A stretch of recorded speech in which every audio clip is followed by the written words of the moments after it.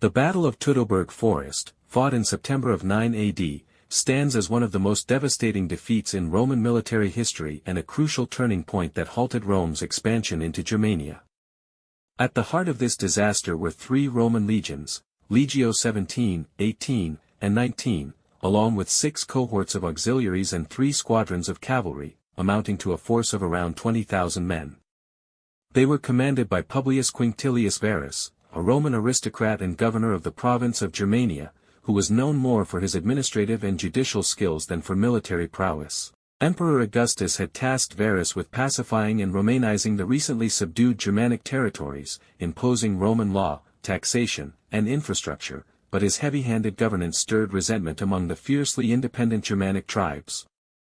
Arminius, a chieftain of the Cherusei tribe who had been educated in Rome, held Roman citizenship and served as an officer in the Roman auxiliary forces, used his intimate knowledge of Roman strategies, formations, and political weaknesses to orchestrate an elaborate rebellion.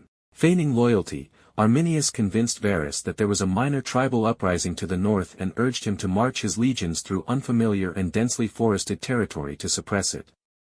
Trusting Arminius and unaware of the betrayal, Varus led his army into the Teutoburg forest, a narrow and heavily wooded region filled with swamps, ravines, and thick undergrowth that rendered Roman battle formations useless. Over the course of 3 harrowing days, the Roman column, which stretched for kilometers and was weighed down by baggage trains and non-combatants, was ambushed by a coalition of Germanic tribes numbering around 15,000 to 20,000 warriors.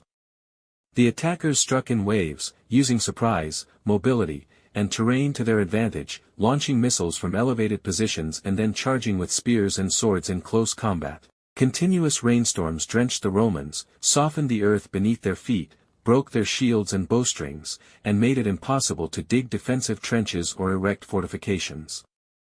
The forested environment neutralized Roman cavalry and rendered standard legionary tactics, such as forming the testudo or locking shields in a line, virtually impossible. The Germanic tribes had even constructed earthen walls and ambush points in advance, showing remarkable planning and coordination. Attempts to regroup failed, and morale collapsed.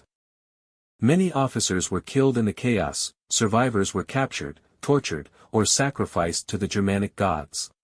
Varus, facing utter ruin and the disgrace of defeat, committed suicide on the battlefield, and several of his senior commanders followed suit. The surviving soldiers were either massacred or enslaved, with only a handful managing to escape back to Roman lines. In the aftermath, Germanic warriors mutilated the bodies of Roman dead, nailed captured legionary eagles to trees as trophies, and left skulls on stakes as warnings to future invaders. When news of the catastrophe reached Rome, Emperor Augustus was overwhelmed with grief and reportedly struck his head against the walls of his palace, crying, "Quinctilius Varus, give me back my legions." The psychological impact on the Roman world was immense. The numbers of the destroyed legions, 17, 18, and 19, were never used again by the Roman military, a rare honor reserved for utterly annihilated units. The Romans feared a possible invasion across the Rhine and hastily reinforced frontier defenses. Over the next few years, the Roman general Germanicus led punitive expeditions into Germania, recovering 2 of the 3 lost legionary eagles and winning a few tactical victories, including battles at Idistavizo and the Angravarian Wall.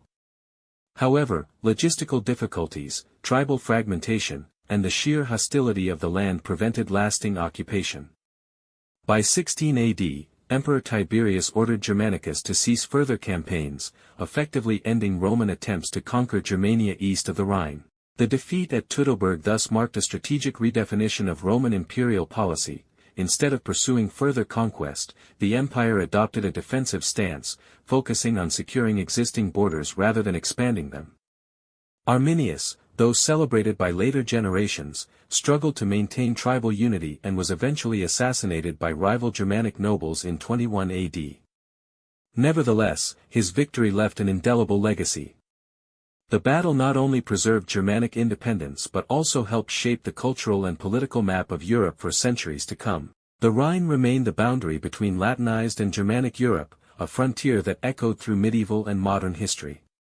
The Battle of Teutoburg Forest is remembered today not only for its military and political consequences but also as a powerful symbol of how strategy, terrain, and betrayal can utterly upend even the most disciplined and powerful army of the ancient world.